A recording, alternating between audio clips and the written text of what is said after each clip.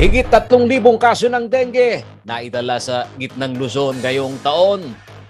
4S strategy kontra dengue muling ipinaalala ng Department of Health. Internet connectivity sa kanayunan bibigyang prioridad ng Administrasyong Marcos ayon sa Department of Information and Communication Technology. Accountancy graduate ng Central Luzon State University. Top 10 sa isinagawang Certified Public Accountant Licensure Examination.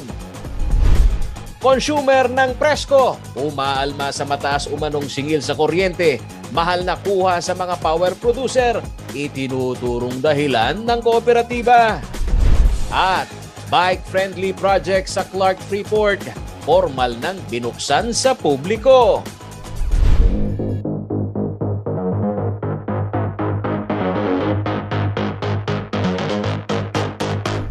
Magandang araw mga karehiyon, ako po si Paulo G. Santos, oras na para sa mga maiinit na balitang Central Luzon. Sa loob ho ng 5 buwan sa taong ito, nakapagtala ang Department of Health ng higit 3,000 kaso ho ng dengue sa Central Luzon. Muli pong ipinaaralan nito pong kagawaran ng edukasyon, ito hong 4S strategy na nabuo upang makaiwas ho tayo sa sakit na ito na usong-uso tuwing tag-ulan. Narito ang balita.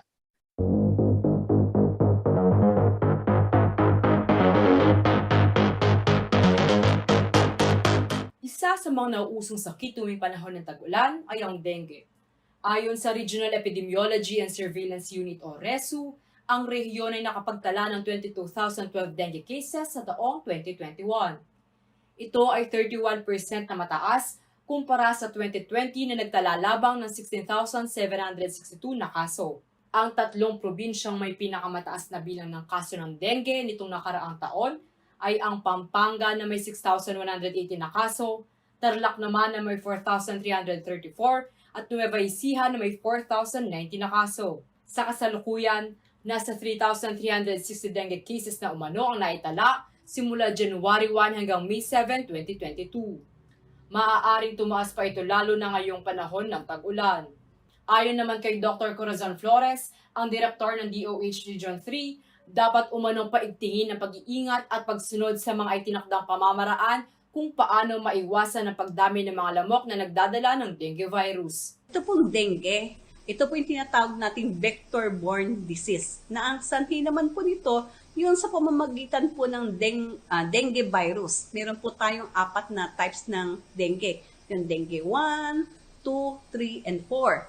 So, paano po tayo nahahawa? Ito po yung naihawa sa pamamagitan po ng kagat ng lamok na may dala po ng virus. Yung po yung lamok na ito yung tinatawag na Aedes aegypti. So, ito yung day-biting mosquito. Mayroong pamamaraan na isinusulong ang DOH upang makaiwas sa dengue. Ito ang tinatawag na 4S strategy. Ang search and destroy mosquito breeding sites, self-protection measures gaya ng paggamit ng mosquito repellent at pagsuot ng mahabang manggas at pantalon. Seek early consultation para maagapan kung magkaroon ng sakit na dengue at support outdoor and indoor spraying at fogging, lalo na sa mga lugar na nakapagtala ng kaso ng dengue upang maiwasan ang outbreak.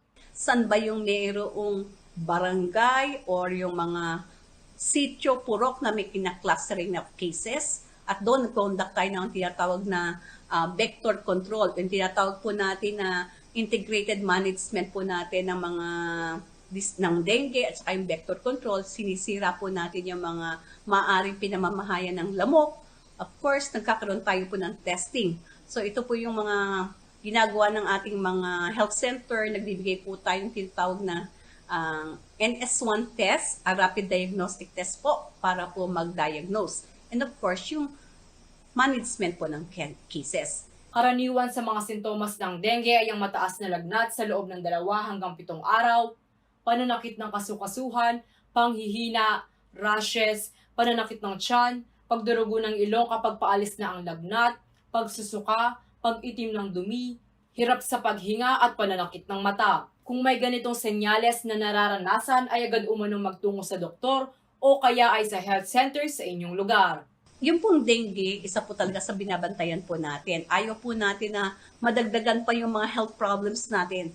kung kayo po'y nakakaranas ng mga sintomas na biglang acute febrile illness, nilagnat, may pwedeng 2 to 7 days yan, sakit ng ulo, biglang masasakit ang katawan, pwede rin po yung iba pagka grabe, nagkakaroon po ng tinatawag na vomiting o yung tinatawag na may bleeding gums. Kinakailangan po talaga immediately dalhin po natin ang ating anak o kapamilya sa doktor para makonsulta, ma-test po sila. Wala pong specific na gamutan para sa dengue. Supportive po ito, kaya kinakailangan po tayo po lahat, ingatan po natin ang ating sarili. Sa ngalan ni J.M. De Jesus, Liana Canilao, CLTV News.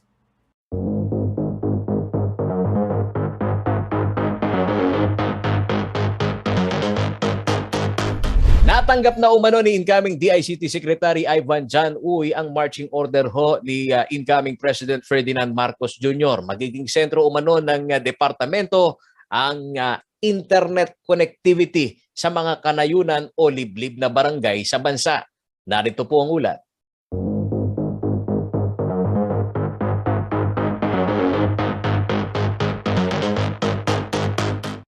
Ikinatuwa ni incoming Department of Information and Communications Technology o DICT Secretary Ivan John Uy ang pagkakatalaga sa kanya ni President-elect Bongbong Marcos na pamunuan ng nasabing tanggapan. Inihag ito ni Uy sa laging handa briefing nitong Biyernes kasabay ng pagbabahagi sa ilang planong ipatutupad ng DICT sa ilalim ng kanyang pamamahala. Ayon sa kanya, malinaw raw ang marching order ng bagong Pangulo sa DICT. Isa raw kasi sa flagship program na binanggit ni Marcos noong panahon ng kampanya, ang digital infrastructure. In-instruct po kami na tingnan paano nating may abot ang mga digital connectivity sa mga liblibang lugar upang maipasok at mabigyan ng access ang mga kababayan natin, lalo na sa mga lugar na hindi inaabot ngayon ng internet. Alam niyo po, ang Pilipinas ay archipelago at napakaraming mga isla na wala pang access to the World Wide Web. At ito po ay dapat i-prioritize po natin. Isa pa raw sa naistutukan ng papasok na administrasyon ng e-governance upang mapasimple ang mga transaksyon ng mamamayan pagdating sa government services.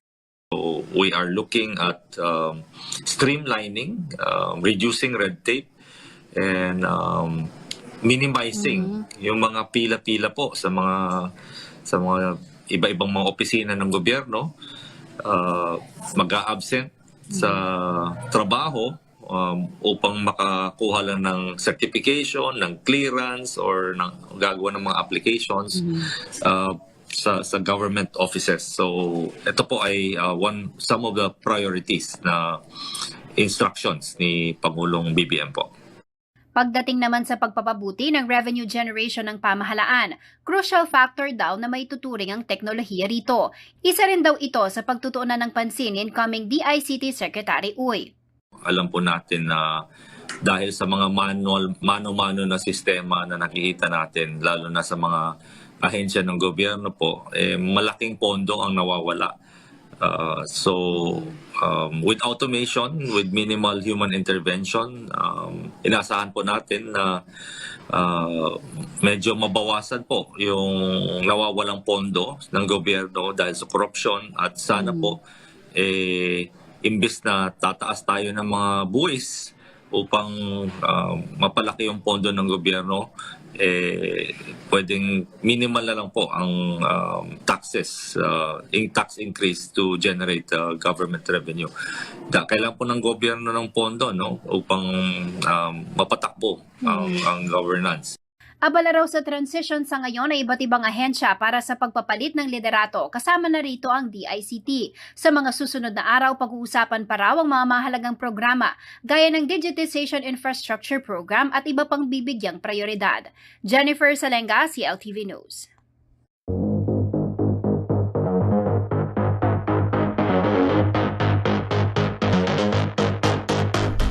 Pinawi na ng DOH o Department of Health ang pangamba sa isa pang virus na kung tawagin ho ay Crimean Congo Hemorrhagic Fever o tinatawag ho na nosebleed fever na naitala ho sa Iraq. Git ho ng Department of Health, maliit ang tsansa na pumasok ang naturang virus sa ating bansa.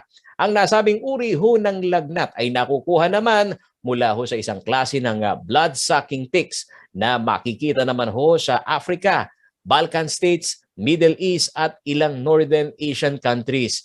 Idineklara ho ng World Health Organization o WHO ang outbreak sa Iraq matapos na may ulat na 19 ho ang nasawi mula ho sa 111 na naitalang kaso. Ito ay nalilipat o naililipat lamang ho sa ibang tao kapag ka nakagat ng nasabing insekto o di kaya ay magkaroon ho ng contact sa infected na hayop. Ayon sa World Health Organization, kabilang sa mga sintomas nito ay lagnat, pananakit ng kasukasuhan, sore throat, abdominal pain at pagiging sensitibo sa ilaw.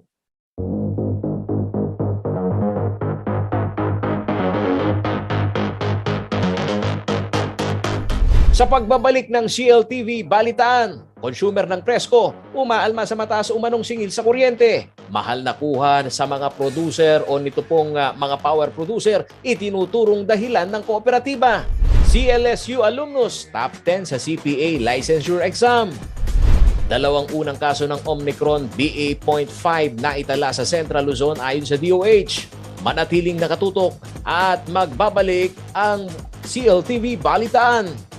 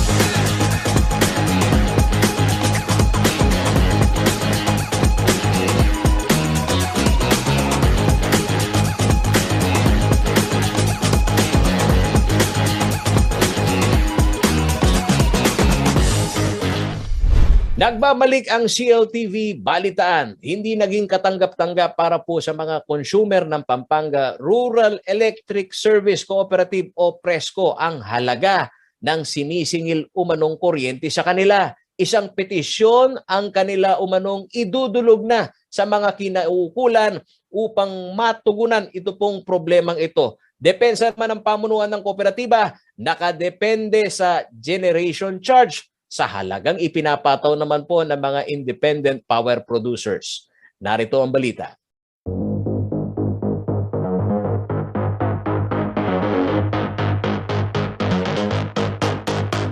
Nagtipon-tipon ang ilang homeowners ng isang subdivision dito sa barangay Sabanilla, Mexico, Pampanga upang gumawa ng petisyon sa hindi umano maunawaan na mataas na presyo ng singil sa kuryente ng Pampanga Rural Electric Service Cooperative o PRESCO na siyang nakapasok naman na Electric Power Distribution Company sa kanilang subdivision.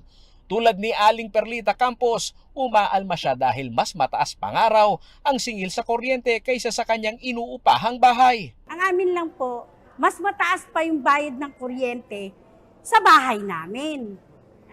Yung upa namin sa bahay, umaabot lang ng 4,000 plus. Pero pagdating sa kuryente, kung monthly ganyan ang gagawin sa amin, paano naman kami? Hindi umano nag-iisa si Aling Perlita sa mga umaaray na consumer ng PRESCO dahil ang sumo ng pagtaas ng kuryente o generation charge ay hindi barya ang inabot. Ang taas pa naman ang laki. Minsan 1,000. Marami po akong napuntahan dyan, nag-house to house ako dahil nagpapapirma ako sa campaign na to. Marami po silang complain. Sana nga po ang hinihiling nila, makarating sa nakakataas ang lahat para naman matulungan kami. Sa magkasunod na buwan ng Abril at Mayo na ipinakita sa news team ng mga nagrereklamong homeowners mula 8 pesos per kilowatt hour nitong Abril, umakyat ito sa 10 pesos and 45 centavos sa kada kilowatt hour ngayong buwan ng Mayo. Reklamo nila mas mahal pangaraw ito kaysa sa ibang electric power distribution companies sa Pampanga na naglalaro lamang sa 7 hanggang 8 piso lamang kada kilowatt hour. At ang masakit umano, tuwing sabay-sabay ang paggamit sa kuryente sa kanilang komunidad ay pumapalya o nagkakaroon pa ng fluctuation sa elektrisidad. Once na po kasi umuwi na lahat ng mga trabahador ng 5 p.m. then sabay-sabay po mag-o-open ng appliances like aircon. Siyempre, mainit naman po kasi sa gabi. Doon po nagkakaroon ng fluctuation dahil po sa sobrang baba nung natin sa transformer natin. Samantala, sa Facebook page nitong May 12 ng Presco, inanunsyo nila na ang 2 pesos and 30 centavos na dagdag singil sa kada kilowatt hour para sa buwan ng Mayo. At ang binabanggit na presyo na generation charge ay hindi lamang 10 piso na ipinakita ng mga consumer na nabil nitong Mayo, kundi 14 pesos pa nga. Nasasampa pa sa 16 pesos. Dahilan ng Presco, ang halaga ng kuryente ay depende rin sa power rates mula sa mga independent power producers. Kaya kung may pagtaas sa kanilang kuha, ay magkakaroon din ng increase sa mga consumer. Hindi umano kontrolado ng naturang kooperatiba ang singil ng mga generation companies. Panawagan naman ng mga consumer maipresenta ng Pampanga Rural Electric Service Cooperative kung papaano ang komputasyon ng kanilang nakukuhang kuryente sa independent power producers nila. Dahil pinangangambahan din nila ang pag-akyat pa nito sa 16 na piso. Naging 16 pesos na po siya per kilowatts. So yun po yung iniinda namin lahat dito nakatira dito sa Fiesta Communities. So kami po yung nananawagan po kay Governor Delta at kay Mayor Tumang na sana po magawan po ito ng aksyon. Maliban sa nakapost sa FB na paliwanag ng Presco, sinubukan ng CLTV News na makuhanan sila ng pahayag, ngunit magbibigay din umano sila ng statement sa takdang panahon. Paulo G. Santos, CLTV News.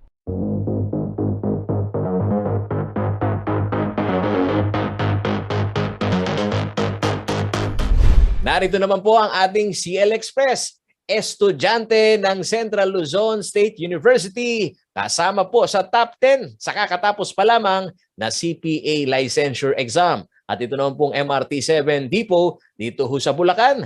Nagsimula na ang konstruksyon at grupo ho ng mga eksperto hindi raw kumpiyansa sa estado ho naman ng Bataan Nuclear Power Plant.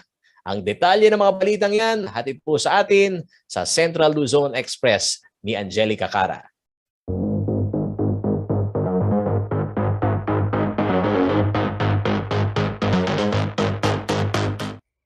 Inilabas na ng Professional Regulation Commission o PRC nitong Miyerkules, June 1, ang resulta ng Certified Public Accountant Licensure Examination na ginanap nito lamang Marso.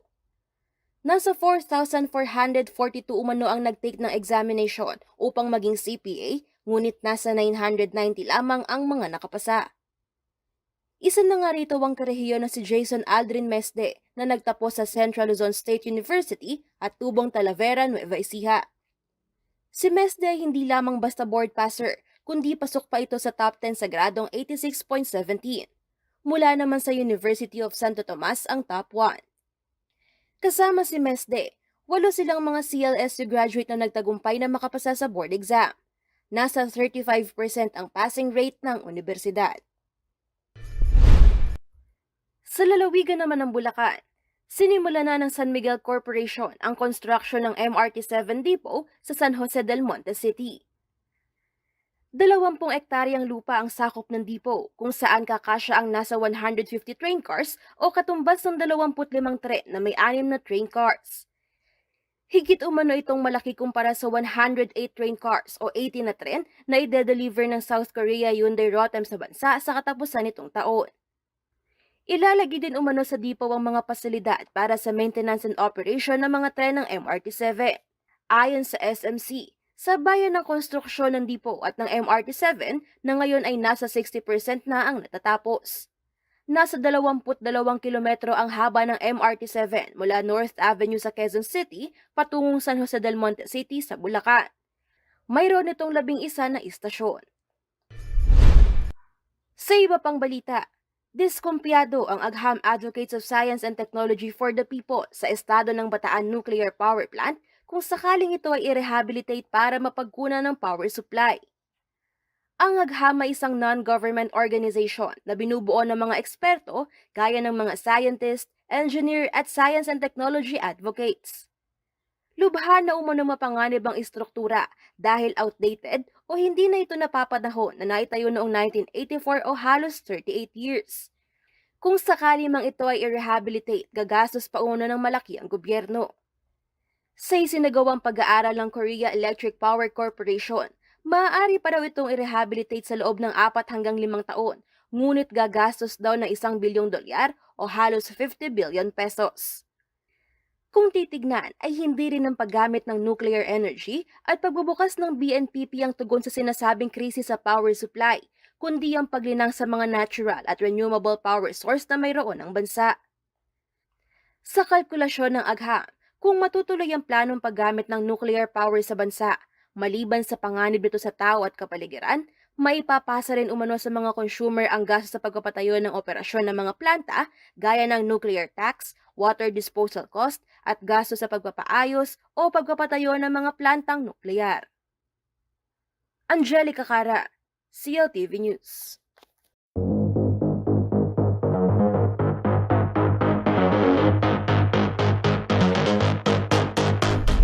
Na-detect sa Pilipinas ang unang kaso ng mas nakakahawang Omicron BA.5 subvariant na inanunsyo ho ng Department of Health o DOH ngayong Biyernes, June 3, 2022. Na-detect daw ito mula sa 2 katao na nakatira naman po sa iisang bahay dito naman po sa ating pong rehiyon sa Central Luzon. Sa pahayag ng DOH, hindi pa raw matukoy kung saan nakuha ang naturang subvariant dahil wala namang travel history ang dalawa. Pareho naman pong fully vaccinated ang tinamaan at may booster shot din. Sa ulat ho ng DOH, nagkaroon ang mga ito ng mild symptoms tulad ho ng ubo at sipon. Ngunit ngayon ay asymptomatic at nakarecover na raw ang mga ito. Naka-isolate naman ang mga close contact ng 2 pasyente. Isa sa kanila ang nagpositibo raw habang negative ang isa pa. Ang BA.5 ay isa sa 2 Omicron subvariant na tinukoy ng World Health Organization o WHO na naging sanhi ng pagsipa ng infections sa South Africa nitong Mayo.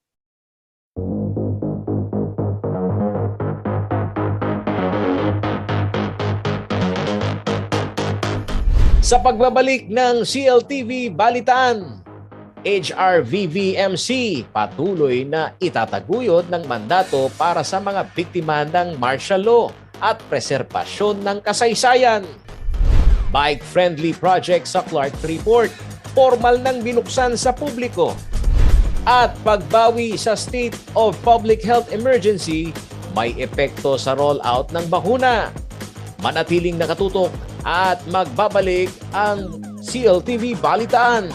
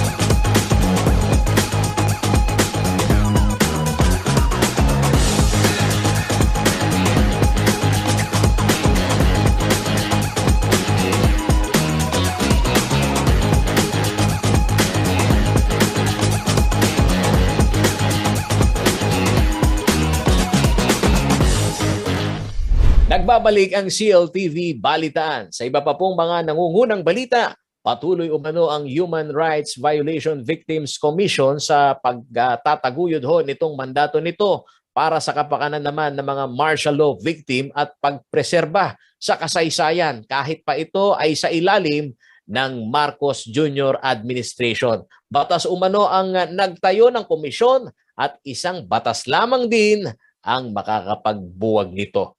Pakinggan po natin ang ulat na ito.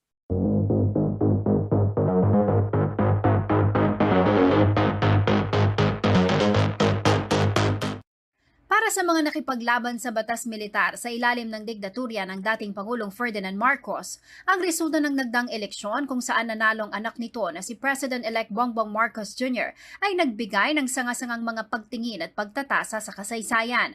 Lumabas ang mga impormasyon na taliwas sa nakatalang kasaysayan na kinikilala hindi lamang sa Pilipinas kundi sa buong mundo. Ngayon, sa pag-upo ni President-elect Marcos Jr. na tahasang nagtatanggol sa martial law regime, paano na nga bang mga proyekto, hakbangin at mga plano para sa biktima ng martial law? Ayon kay Carmelo Victor Crisanto, Executive Director ng Human Rights Violations Victims Memorial Commission o HRVVMC, hanggat walang batas na nagpapawalang bisa sa ahensya ay patuloy sila sa kanilang mandato. Ang Human Rights Violations Victims Memorial Commission na HRVVMC na nabuo sa bisa ng Republic Act 10368 ay natasan upang lingapin at kilalanin ang mga martial law victims, ipreserba ang mga memorabilia ng kasaysayan ng batas militar at ituro sa mga kabataan ang mga aral ng panahon ng diktatorya. Kasama din sa itinayo ng batas ang Human Rights Victims Claims Board para sa kompensasyon ng human rights victims. Ginawa kami ayon sa isang batas.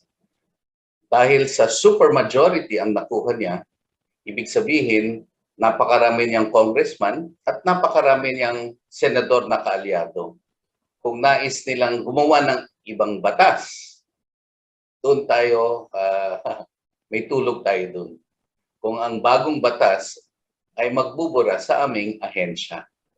Ayon kay Crisanto, 27 taon bago opisyal na nagkaroon ng batas na nagtakda ng malinaw na mga patakaran para sa pagkilala sa kasaysayan at gayon din ay mabigyang kompensasyon ng mga martial law victim. Aminado si Crisanto na malaking hamon para sa komisyon ang pagpapalaganap ngayon ng maling impormasyon tungkol sa bahaging ito ng kasaysayan ng bansa.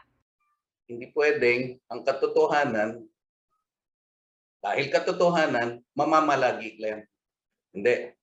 Dahil sa social media, kailangan na niyang lumaban sa iba't ibang impormasyon na pinapalaganap na nakaka-impluwensya sa ating taong bayan. Sa kabila ng pagpasok ng isa na namang Marcos sa siyang mauupo sa pinakamataas na posisyon sa gobyerno, ipagpapatuloy daw ng HRVVMC ang kanilang tungkulin. Handa rin silang makatrabaho si incoming Vice President-elect Sara Duterte bilang kalihim ng Department of Education. Isa kasi ang DepEd sa Board of Trustees ng HRVVMC na may mahalagang tungkulin kasama ang Commission on Higher Education o CHED sa pagpapalaganap ng aral ng martial law sa mga kabataang Pilipino. Ang dadating ng isang Board of Trustees ko ay ang Vice President-elect na si Sara Duterte dahil siya na ang kalihim ng Department of Education. Good luck sa ating lahat, Sir Jack. I'm always hopeful. Yes, I'm always hopeful.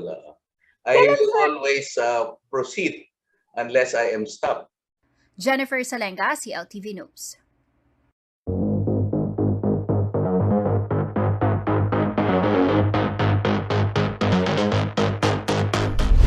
Ikinakampanya ng Clark Development Corporation o CDC ang Clark Freeport bilang isang bike-friendly zone at kasabay ng kauna-unahang Philippine Cycling Festival na ginawa dito sa Freeport, inulunsad rin dito ng CDC ang mga bike friend project para magamit ng publiko. Si JM De Jesus ang may balita.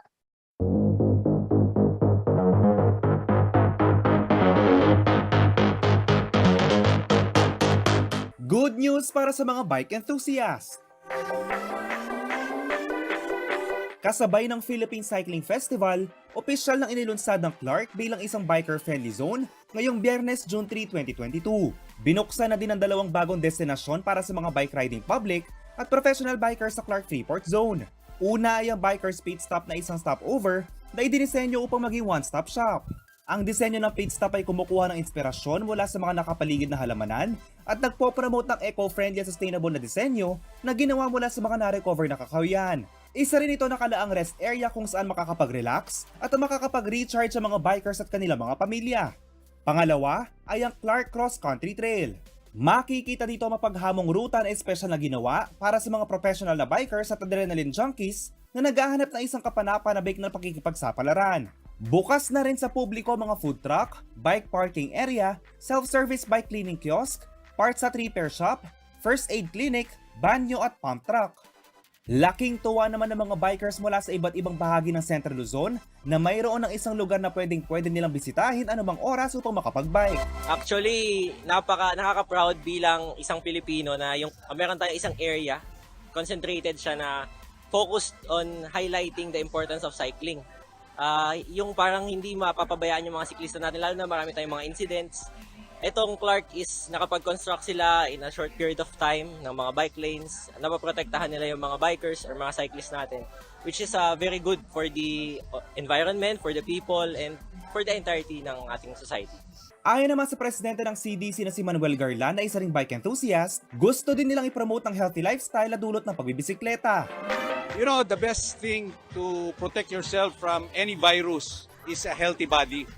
So, ang best protection natin more than anything, more than the vaccine, more than the mask and the social distancing, we must have a healthy body. And makukuha natin yan through physical activities, including biking, jogging, biking, and proper diet and the sleep. Alam naman natin, very basic. Yun talaga ang basic. That's why we are promoting a healthy lifestyle through these various activities. Samantala, mas maraming bike-friendly na signage ang ilalagay sa kahabaan ng mga daanan ng bisikleta at mga umiiral na bike lane upang matiyak ang kaligtasan ng mga bikers at motorista. Ang CDC ay patuloy na nagtataguyod at nagpapatupad ng kulturang bisikleta sa loob ng Freeport at imbitado mo noong lahat upang bisitahin ito. Yes, we now have in Clark various sports activities, not only for road bikers, not only for mountain bikers, but also jogging and walking sa mga hindi nagbabike. So you're welcome to visit Clark and use our facilities. At isa lang po ang bilin ko, let's observe health protocol. And secondly pala, dalawa, keep our parks and open areas clean. Para po mag-enjoy sa lahat, mag-enjoy naman ang lahat. JM De Jesus, CLTV News.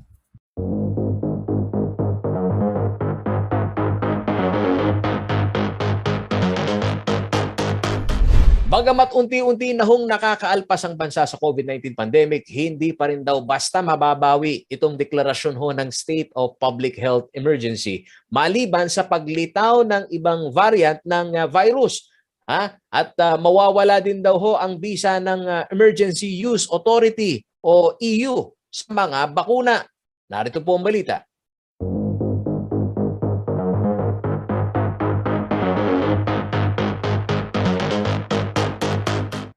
Ngayong inilagay na ang Pilipinas ng US Center for Disease Control and Prevention sa Lower Travel Risk Classification, panahon na raw upang ilift na ang State of Public Health Emergency sa bansa na ipinatupad sa pagsisimula ng COVID-19 pandemic noong 2022. Ito ang iminungkahi ni Presidential Advisor for Entrepreneurship na si Joey Concepcion. Ayon sa kanya, ang pagtatapos ng State of Emergency ay magtataguyod at magdadala ng kumpiyansa sa populasyon at ang pagbawi sa alert levels na siyang nagiging basehan ng galaw at business capacity restrictions. Ngunit nauna nang ipinaliwanag ng Department of Health na hindi nito basta-basta maaaring bawiin ang State of Public Health Emergency sa bansa.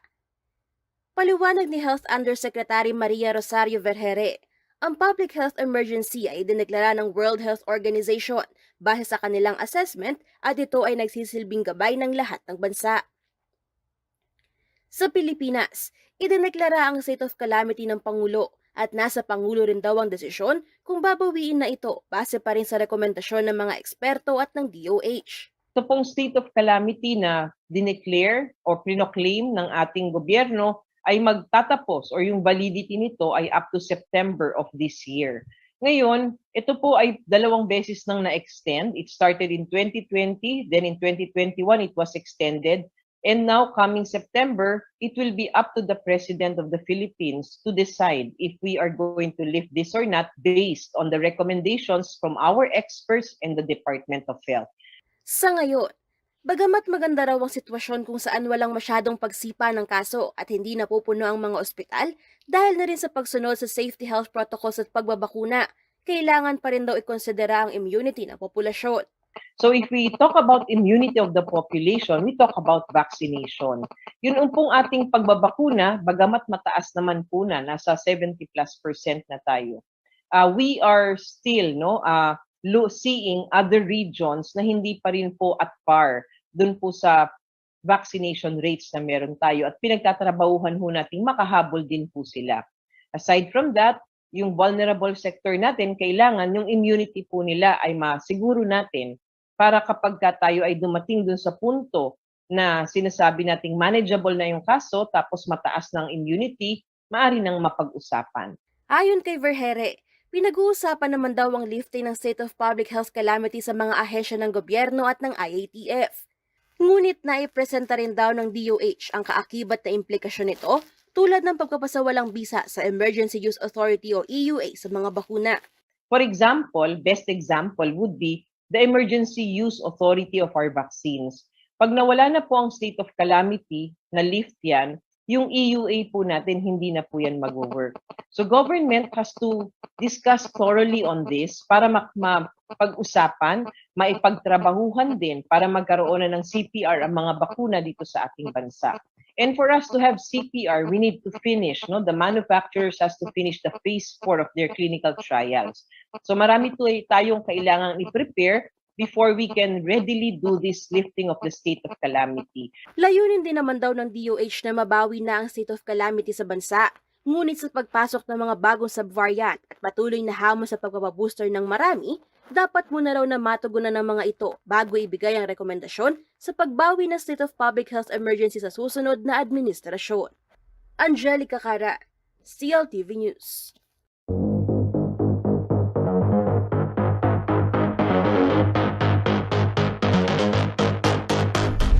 Sa pagbabalik ng CLTV Balitaan, inaugurasyon ni San Simon re-elected Mayor JP Punsalan, isasabay sa pagbubukas ng bagong municipal hall.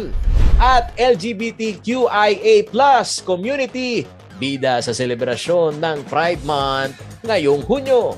Manatiling nakatutok at magbabalik ang CLTV Balitaan.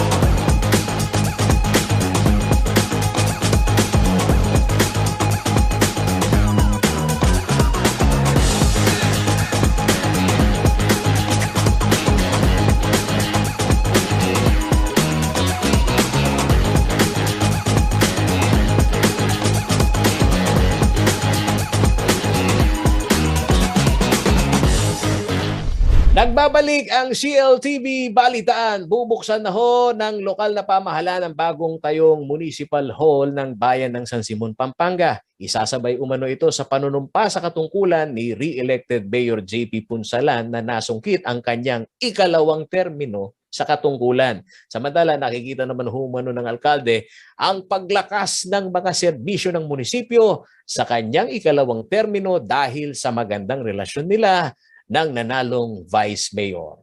Narito po ang balita.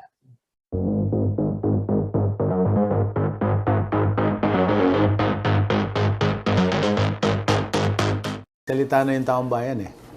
Sana irespeto naman yung ano. At ako naman willing akong makipag-reconcile, no? Wala. Para sa bayan naman to, hindi naman para sa amin eh. Tapos na ang serye ng makulay na kampanya at nagdesisyon na sa halalan ang mga Simonyan. Ito ang bungad sa CLTV News Team ni San Simon re-elected Mayor Abundio J.P. Punsalan Jr. na sa paniwala nito ang numerong 17,078 na kanyang nakuha ay isang majority vote sa higit 38,000 na voters turnout nitong nakalipas na May 9 election. Ayon kay Mayor JP, isasabay niya sa kanyang panunumpa sa tungkulin sa June 30 ang inaugurasyon ng bagong tayong municipal hall na napuno ng kontrobersiya sa kanyang unang termino.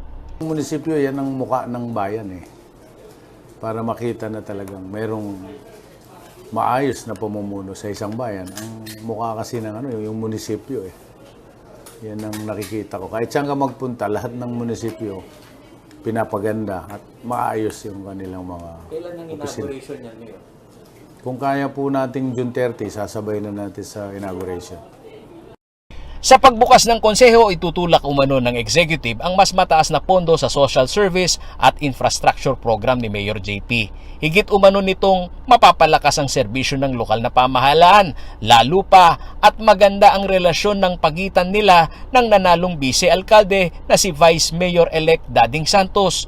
Hindi niya binanggit kung gaano kalaki ang ilalaan na pondo, pero naging partikular siya sa mga infrastruktura na itutulak na maipatayo sa kanyang ikalawang termino. Social services saka infrastructure. Infra. Kasi yung target ko next year, umpisahan ko na yung palengke. Kasi yung palengke namin maliit. So ang balak ko ron maging 3-story. Tapos yung paikot, parking. Atras ko lahat ng mga establishment doon. Kasi hindi maganda pagka latag ng mga tindahan. No? Ito ang ikalawang termino ni Mayor JP Punsalan bilang alkalde ng bayan. Paolo G. Santos, CLTV News.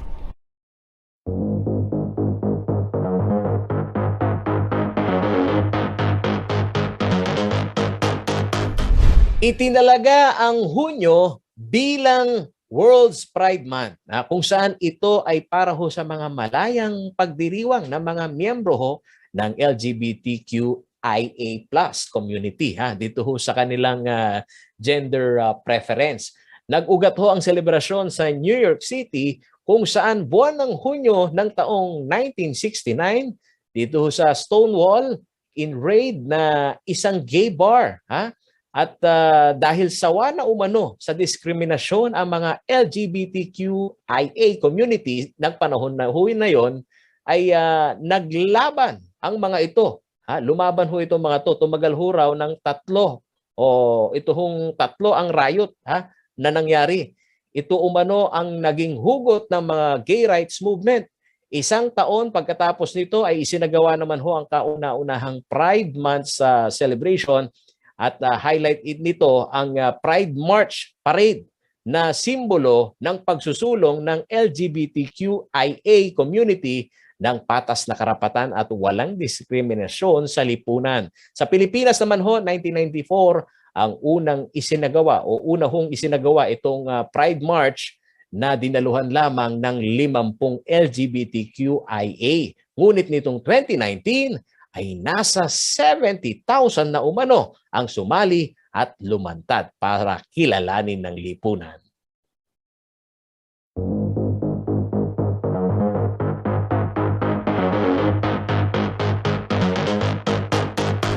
Alamin naman po natin ang magiging lagay ng panahon kay Ginoong Manny Esquera, ang ating pong Chief Weather Forecaster dito sa Pag-asa Clark.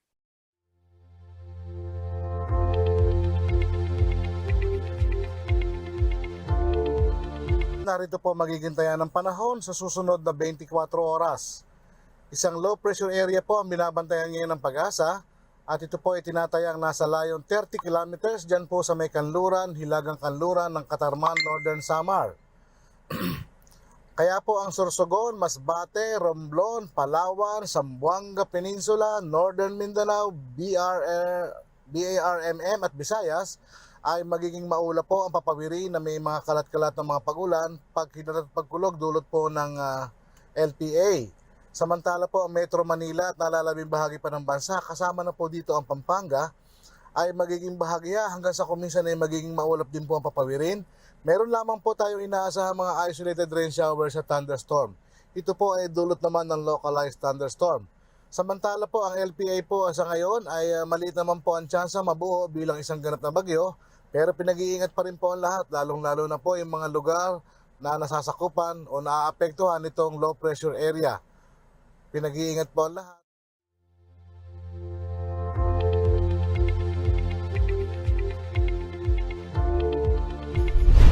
At yan ang mga balitang nakalap ng CLTV Balitaan. Para sa karagdagang pandetalye, maaari po ninyo kaming i-follow sa aming pong mga social media pages. Ano yan? Mula ho sa Facebook at CLTV36 Official at CLTV36 News. Sa amin naman pong Twitter account at CLTV36 at sa aming Instagram at CLTV36 Official. Kung nais naman po ninyong balikan ang mga programa dito sa aming pong himpilan CLTV, pwede ninyong bisitahin ang aming pong YouTube channel at CLTV36 Official at ang aming pong website www.cltv36.tv. Mapapanood din ho ang mga programa ng CLTV nationwide via Signal Channel 115 at sa ating pong 39 cable partners. Kasama ang buong pwersa ng CLTV News and Current Affairs. Sa ngalan po ni Kuyang Justin Dizon, ako po ang inyong lingkod, Paolo G. Santos. Maraming salamat.